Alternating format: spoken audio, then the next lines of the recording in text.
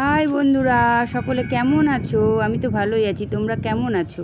আমি একদম ভালো আছি, খুব সুন্দর আছি। আর সকাল সকাল চলে এসেছি একদম ওপরে তোমাদের সাথে চারপাশের ওয়েদারটা ক্যামেরাবন্দি করে তোমাদের সাথে শেয়ার করতে। তো দেখো, ওপরে এসেছি। ওপরে অনেক কয়েকদিন ধরে আসি না, অনেক দিন পর আজকে আসলাম। তো সকাল সকাল এসেছি, কিন্তু রোদটা ভালোই উঠেছে। এখন তো 6টা 6:30 বাজতে বাজতে একদম 6টা 6:30 না, 5টাতেই ভালো রোদ উঠে যায়। সকলকে জানাই অনেক অনেক ভালোবাসা, অনেক অনেক স্বাগত। তো দেখো, আজকে হচ্ছে বুধবার। তো সকাল সকাল তোমাদের সামনে চলে এসেছি নতুন দিনে নতুন একটা ব্লগের সাথে। তো সাথে থাকো, অবশ্যই সঙ্গে থাকো। তো দেখো, বিছানা তুলতে চলে এসেছি। আর ওদিকে চা খাওয়া তো হয়েই গেছে। স্নান করিনি, স্নান করবো 8:30 বাজে। তো আগে চা খেলাম, চা খেয়ে তারপরে ওদিকে চায়ের বাসন টাসন ধুয়ে এদিকে আসলাম। এসে এখন ওই ঘরের বিছানাটা তোলা হলো, আর এখন এই ঘরের বিছানাগুলো তুলছি। বিছানাগুলো তুলে তারপরে হচ্ছে ঝাড়টার দিয়ে বাসি ঘরটা মুছে তারপরে পুজোর দিকে যাব। পুজো করে তারপরে রান্নাবাড়ির দিকে। তো এখন আপাতত বিছানাপত্রগুলো তুলি, সমস্ত কিছু গোছাই। এই ঘরের বালিশ টালিশগুলো ওই ঘরে গিয়ে রাখতে হবে। আর ওদেরকে জল খাওয়া দিতে হবে। এই কাজগুলো করে তারপরে হচ্ছে স্নানে যাব। তো এখনও মোটামুটি আমার ঘন্টাখানেক লাগবে কাজগুলো শেষ করতে। তো চলো, কাজগুলো করতে থাকি। ধীরে ধীরে সমস্ত বিছানাপত্রগুলো একদম ভাঁজ করে নিচ্ছি। আর ভাঁজ করে পিছনের ঘরে আমি সমস্ত কিছু পিছনের ঘরে বিছানার উপরে সব গুছিয়ে রাখি। 2 ঘরের বালিশ, 2 ঘরের মশারি, 2 ঘরের কোল বালিশ, সমস্ত কিছু একটা বিছানার উপরই গুছিয়ে রাখি। কেন প্রত্যেকটা বিছানার উপর রাখি না। মিডিলের ঘরের বিছানার উপরে কিছু রাখি না, পিছনের ঘরের বিছানার উপরে সমস্ত কিছু ভাঁজ করে রেখে দিই। আর এগুলো ভাঁজ করে না রাখলে, এগুলো গুছিয়ে না রাখলে খুব খারাপ লাগে দেখতে। তো চলো, এবারে মোটামুটি কাজ হয়ে এসছে। এবারে স্নান করে পুজোটা করি। স্নান সেরে চলে এসেছি ঠাকুর ঘরে। আর ঠাকুর ঘরে এসে পুজোর সমস্ত কিছু জোগাড় করে রেডি করে নিয়েছি। আমার একটু সময় লাগে পুজো করতে, একটু সময় লাগে, আধ ঘন্টাখানেক লাগে সব কিছু করে। তো এখন হচ্ছে ঠাকুরের আরতি করে নিচ্ছি। সমস্ত ফল মূল কেটে একদম ভোগ নিবেদন করে সব কিছু করে রেডি করে নিয়েছি। এখন হচ্ছে প্রদীপ দেখিয়ে ঠাকুরের আরতি করছি। আর নিত্যদিনের পুজোতে এইটুকু করতেই হয়, এইটুকু না করলে হয় না। তো দেখো, এখন গোপালের আরতি করছি। আর এবার পুজো শেষ করে যাব রান্নাঘরে। তো পুজো শেষ করে রান্নাঘরে গিয়ে দেখি কি কি রান্নাবাড়ি করি, তোমাদের সাথে শেয়ার করব। এখানে হচ্ছে একটু ঘুগনি করব, তাই রাতের জন্য এই যে মটর সিটি দিয়ে রেখেছি। আর এখানে পেঁয়াজ রসুন সব ভাজছি। পেঁয়াজ রসুনটা ভাজার পর আলু সেদ্ধ করা আছে। আলুটা হচ্ছে সেদ্ধ করে রেখেছি। এবারে আলুটা একটু ছাড়িয়ে ওর মধ্যে দিয়ে দিব, ওর মধ্যে ভালো করে ভেজে নেব। দিয়ে তারপরে মশলা দিয়ে সমস্ত মশলা দিব। তোমার হচ্ছে জিরে, আদা, লঙ্কা সব বাটা আছে, ফ্রিজে বের করে দিব। আর টমেটো কুচি দিব, দিয়ে ভালো করে কষে ঘুগনিটা করব। তো আজকে আজকে রান্নাবাড়ি সেরকম কিছু করিনি। তার কারণ হচ্ছে আজকে শরীর ভালো ছিল না। আর কালকের ভাত ছিল, ওগুলো জল দিয়ে ফ্রিজে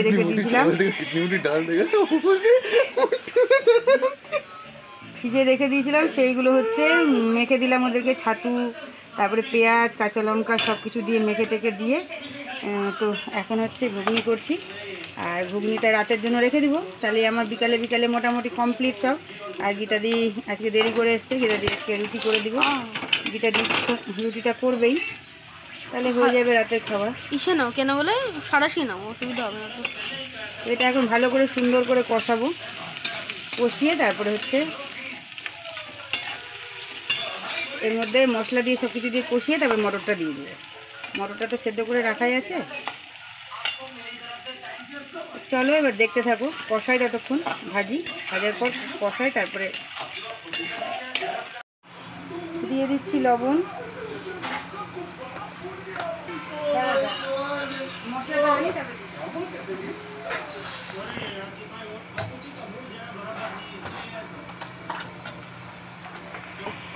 লবণ স্বাদ মতো লবণ, লঙ্কা গুঁড়ো দেওয়া হয়ে গেছে। এর মধ্যে আছে জিরে আদা বাটা।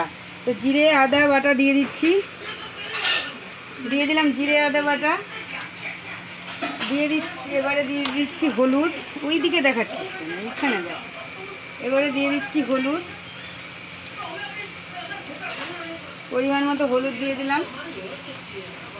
দিয়ে দেবো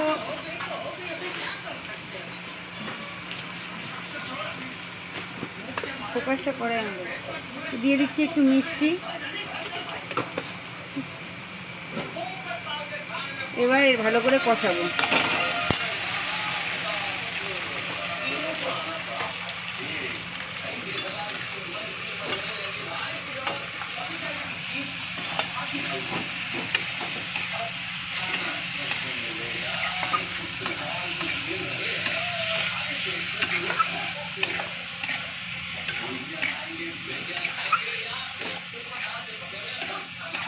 এটাকে টমেটোটা আমি টমেটোটা আমি একটা টমেটো কেটে নিচ্ছি একদম। আর টমেটোটা কেটে দিয়ে দেবো এর মধ্যে। এই দিয়ে চলে গেল টমেটো। গরমে বেশি পরিমাণ মশলা দিচ্ছি না, খুব হালকা হালকা করেই করছি। পরিমাণটা অল্প মশলার, সমস্ত মশলাই দিলাম কিন্তু পরিমাণে অল্প অল্প করে মশলা দিলাম যাতে হালকা হয়, মানে খেতে যাতে ভালো লাগে, রুটির সাথে একটু হালকা হালকা করে মানে হয় আর কি। তো তার জন্য করে নিচ্ছি। আর মশলা আমার কষানো হয়ে এসছে, তো এখন দিয়ে দেবো মটরটা। খুব সুন্দর গন্ধ বেরিয়েছে। এবারে দিয়ে দিচ্ছি ছোলাগুলো, মটরগুলো দিয়ে দিচ্ছি। মশলা তো কষানো হয়ে গেছে। এবার সমস্ত মশলা দিয়েই তো ভালো করে কষিয়ে নিয়েছি আলুটাকে। তো এবারে মটরটা দিয়ে দিলাম, দিয়ে এখন ভালো করে সুন্দর করে এটাকে আর একটু কষাবো। কষিয়ে অল্প করে হালকা করে জল দেবো, কেননা ভীষণ গরম তো, ঝাল করব না, ঝাল করব না। মানে বেশি ঝাল খেলে না গরমে শরীর খুব খারাপ করে। আর এমনিও আমরা খুব একটা ঝাল খাই না, আমাদের ঝালটার থেকে একটু মিষ্টি মিষ্টি ভাব থাকবে, সেটাই সবার পছন্দ। আলুগুলো বেশি ছোটো ছোটো করো না, একটু বড় বড়ই বেশি ভালো লাগে। তো ওই জন্য বেশি ঝাল করব না, সামান্য লঙ্কার গুঁড়ো দিয়েছি যাতে একটু কালারটা হয়, দেখতে ভালো লাগে। আর লঙ্কার গুঁড়োটা একটু ঝালই আছে, তো ওই জন্য একদম অল্প করে দিয়েছি। আর যখন জল দিয়ে একটু ফোটাবো তখন দুটো কাঁচা লঙ্কা ফেলে দেবো ওপর থেকে, তাহলেই হয়ে যাবে। একদম হালকা পাতলা রাতের খাবার, ঘুগনি আর রুটি। আমার একদম পুরো কষানো হয়ে গেছে দেখো। এবারে হালকা করে জল দিয়ে দেবো। কিসে দিবি? কি ফুচকাতে দিবি? হ্যাঁ, একটু উঠিয়ে রাখো। তুলে রাখবো। এটা একটু ভাবছি রাতে দই ফুচকা করব, তার জন্য একটু তুলে রাখলাম।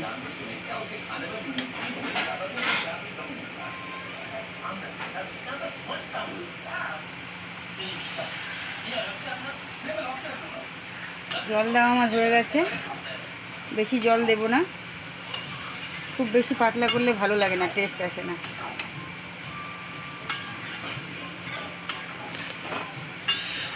যা গন্ধ বেরিয়েছে আর যা কালার, দেখেই খিদা পাচ্ছে।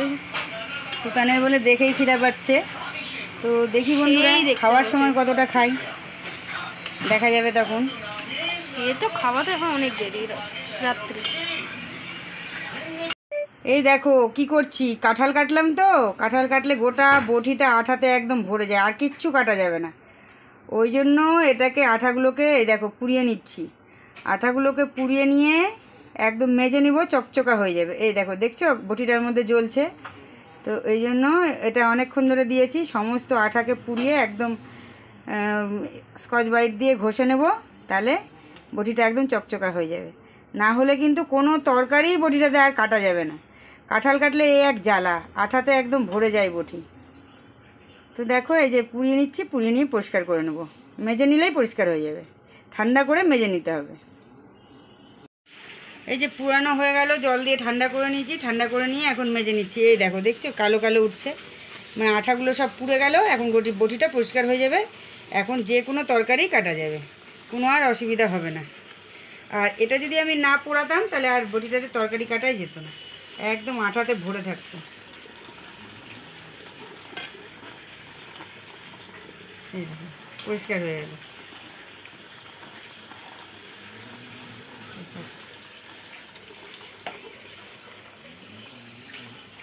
সমস্ত বিকেলের কাজকর্ম করে সন্ধে হয়ে গেছে, সন্ধে দেওয়াও হয়ে গেছে।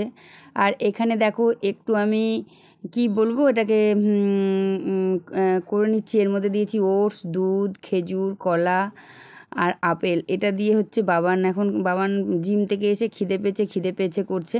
তো আমি বললাম দাঁড়া তাহলে তোকে করে দিই একটু, তাহলে খা। তখন এটা মিক্সিতে এখন এটাকে করছি, সব কিছু মিশিয়ে করছি। শুধু ওটস খেতে চায় না, ওটসের মধ্যে কলা দিয়েছি, 2-4টে খেজুর দিয়েছি, 1 টুকরা আপেল দিয়েছি, সমস্ত কিছু দিয়ে ওকে 1 গ্লাস ভরে দিব, তাহলেই হয়ে যাবে। আর দেখো এই যে করা হয়ে গেছে, তো 2 গ্লাসের মতো হয়েছে। তুতান খাবে আর ও খাবে। তো এটা রেখে তুতানেরটা থাক, তুতান পড়ছে স্যারের কাছে, আর বাবানেরও স্যার এসছে, বাবানও বসবে। তো বাবানকে বললাম একবারে খেয়ে বস, আর তুতানেরটা রেখে দেবো, তুতান উঠলে তারপরে খাবে। কেননা তুতানের স্যার অনেকক্ষণই এসছে, প্রায় ছুটি দেওয়ার টাইম হয়ে গেছে, তো এখন আর ডিস্টার্ব করবো না। তুতান পরে খাবে, বাবান খেয়ে একবারে বসবে পড়তে। তো দেখো